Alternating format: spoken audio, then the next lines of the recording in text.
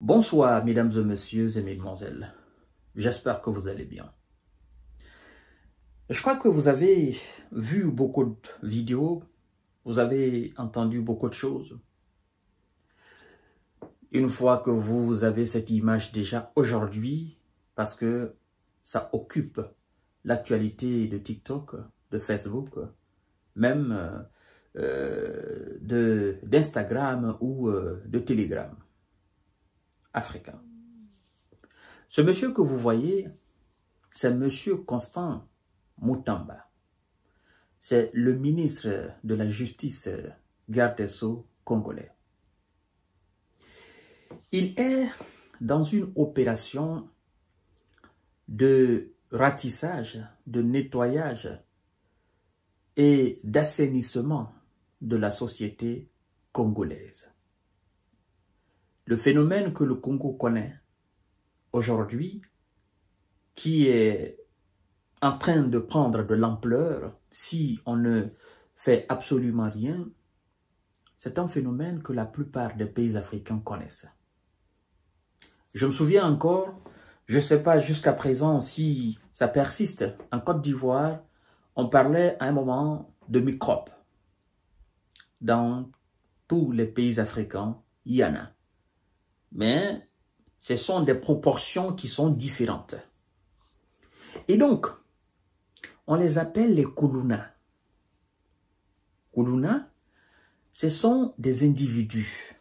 Parce que moi, je ne les place pas dans la classe des enfants.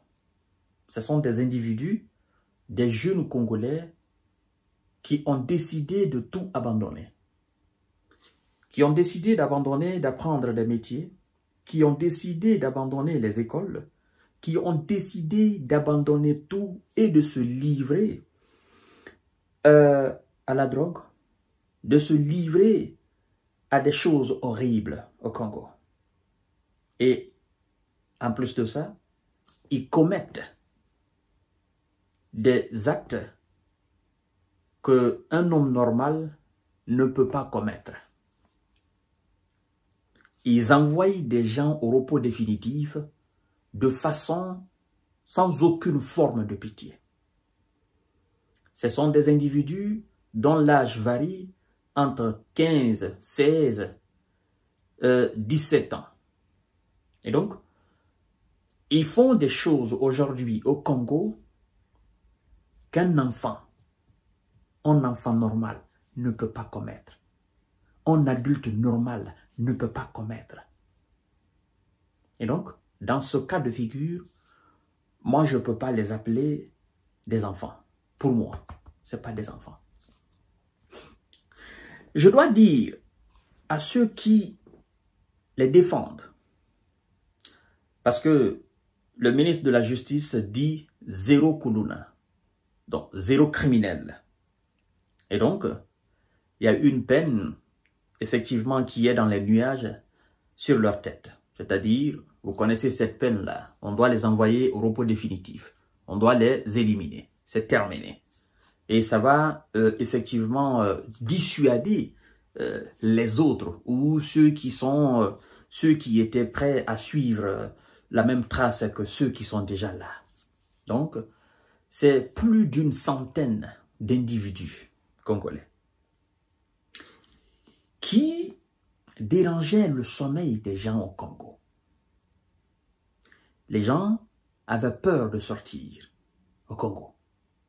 Ils sont allés dans un hôpital. Ce qu'ils ont fait là-bas, c'est indescriptible. Je manque de mots pour expliquer ce qu'ils ont fait là-bas. Aux médecins et à 2 infirmières, 14 individus se sont succédés sur ces 2 infirmières. Ce qu'ils ont fait dans d'autres localités, c'est indescriptible. Alors, vous savez, ceux qui sont souvent derrière les claviers pour dire ce sont des enfants, il ne faut pas la peine de mort, non, non, non, non, non, non, non, non. Ce sont des terreaux, ces gens-là. Ces individus, ce sont des terreaux. au même titre que les terreaux que nous sommes en train de combattre dans le désert, au Sahel. Vous comprenez? C'est que ces terreaux font aux nombreuses populations, eux, ils font pire. Premièrement, ces gens, ces individus, ils sont au même pied d'égalité que les éléments du M23 au Congo, nuisibles à la population congolaise et à la nation congolaise. Vous savez, lorsque votre famille ou l'un de vos enfants ou l'un des membres de votre famille n'a pas encore subi ce que ces gens-là font subir aux gens, vous pouvez vous permettre de tout aujourd'hui. Oh non, il ne faut pas faire ceci, il ne faut pas faire cela, ce sont des enfants. Je dois quand même vous rappeler que nous sommes tous nés en Afrique, grandis en Afrique. Nous ne sommes pas tous issus des familles aisées en Afrique. Oui, en Afrique, chacun a une histoire. Bien sûr. Non, non, non, on a le choix. Il y a d'autres qui font le choix de prendre la mer pour venir en Europe. Il y a d'autres qui apprennent des métiers, la mécanique, la menuiserie, la maçonnerie. Vous comprenez? Il y a plein de métiers que les gens apprennent, que les enfants apprennent, que les jeunes apprennent. Nous avons étudié dans les conditions extrêmes. La plupart d'entre vous qui me suivez, vous avez traversé des moments difficiles de votre enfance jusqu'à aujourd'hui, là où vous êtes. Vous avez appris quelque chose dans votre vie. Vous êtes devenu quelque chose. Aujourd'hui, vous avez fondé des familles. Et vous aimez vous asseoir devant votre femme et votre enfant, raconter cette histoire. Vous n'avez pas choisi ce chemin-là. Donc, vous aviez le choix. Moi, je ne voudrais pas qu'on leur mette dans le cadre des enfants. Ce n'est pas des enfants. Ça, ce sont des adultes. Je n'aime pas me fier aux larmes. Ça ne représente absolument rien. Parce que quand vous voyez ces individus dans leur œuvre libre, ils sont dans leur œuvre, ce qui sort de leur bouche, croyez-moi, vous ne pouvez pas les défendre. Si vous voyez ces gens dans leur œuvre, avant qu'ils ne soient arrêtés par la police, la gendarmerie, par les autorités congolaises, si vous avez eu le malheur de tomber sur ces gens-là la nuit, c'est terminé pour vous. Terminé. Tous ceux qui sont aujourd'hui derrière les claviers, il faut faire non, il faut les pardonner, il ne faut pas la peine de mort, il ne faut pas ça, il faut les rééduquer, il faut faire ceci. Non. C'est que ces individus connaissent, vous ne connaissez pas. C'est que ceux-là sont capables de faire, vous là, vous ne pouvez... En fait, ces gens, vous ne pouvez pas les défendre. Vous savez, en Afrique, 16 ans, 17 ans, ce n'est pas un enfant. 15 ans, ce n'est pas un enfant en Afrique.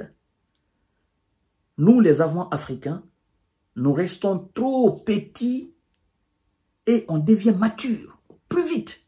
À bas âge, à partir de 9 ans, 10 ans, on est déjà responsable. On sait déjà ce que c'est que la vie. À 11 ans, 12 ans, 13 ans, 14 ans, on raisonne bien, parfaitement. On voit déjà où va le vent. Donc, à 17 ans, 16 ans, 17 ans, 18 ans, on est déjà mature, on est déjà un homme. Un enfant africain et un enfant européen, ils n'ont pas les mêmes mentalités. Un enfant africain et un enfant américain, ils n'ont pas les mêmes mentalités. C'est lui qui peut être considéré aux États-Unis ou en Europe comme un enfant en Afrique, c'est un adulte déjà. C'est un responsable déjà. C'est quelqu'un qui connaît déjà des choses qu'un adulte même en Europe ou aux États-Unis ne connaît pas. En termes de vie. Donc, ces individus ne sont pas des enfants. Arrêtez de les défendre. Ne défendez pas la médiocrité. Ne dites pas, oh, c'est la faute à l'autorité. Ben, si nous tous, on se livrait à faire des choses, et puis, après accuser les autorités, je pense que c'est quand même grave. Vous imaginez? Vous imaginez, mesdames et messieurs? Ce n'est pas une question de faute à l'autorité. Ils ont le choix. Comme nous autres, nous avons le choix. Comme vous aussi, vous aviez le choix dans votre enfance. Mais vous n'avez pas choisi le chemin de la facilité, le chemin de la drogue, le chemin du gang. Vous n'avez pas choisi ce chemin. Ils savent exactement ce qu'ils font. Ils savent, ils sont conscients de ce qu'ils font. Ils savent exactement ce qu'ils font. Moi, à 16 ans, 17 ans, ben, c'était déjà la vie. J'étais déjà un homme accompli à l'âge de 16 ans, 17 ans. 18 ans déjà, j'étais un responsable. Donc, si je vous dis aujourd'hui que ces gens savent ce qu'ils font, mesdames et messieurs, ben, à l'âge de 15 ans, moi, à l'âge de... Je prends l'exemple sur moi. Il y a des gamins en Afrique. En fait, pour moi, ce n'est même pas des gamins. C'est des hommes qui se lèvent le matin, qui vont travailler pour nourrir leur maman et leur père, qui vont travailler dignement. Oui. Pourtant, ils ont 15 ans, ils ont 16 ans, ils ont 17 ans. Mais ils se battent dignement pour nourrir leur famille, pour assister leur maman. Il y en a. Vous connaissez, vous savez ce que je suis en train de dire. Donc, ceux-là doivent servir d'exemple au Congo. Monsieur le ministre de la Justice, moi je suis pour votre constance, pour votre pertinence. Je vous soutiens à 1000%. Ça doit servir d'exemple. Ceux-là doivent servir d'exemple au Congo. Pour mettre fin à la barbarie, pour mettre fin à la criminalité, ceux-là doivent servir d'exemple, monsieur le ministre. Aucune forme de pitié, mesdames et messieurs. Vous savez, si vous n'avez jamais fait l'objet d'attaques de ce type d'individus, vous pouvez vous permettre de raconter n'importe quoi. Mais croyez-moi, si ces gens-là, ces individus débarquent dans votre cour, ils débarquent dans votre maison, ils débarquent chez vous, c'est terminé pour vous. Terminé. C'est terminé. Donc, ils doivent servir d'exemple. Ça va servir les autres à emprunter d'autres voies différentes de ce que ceux-là ont emprunté. Mesdames et messieurs et mesdemoiselles, je pense que vous avez compris la quintessence de cette émission. Je vous reviens tout à l'heure pour notre série d'informations de décortiquage. Merci beaucoup.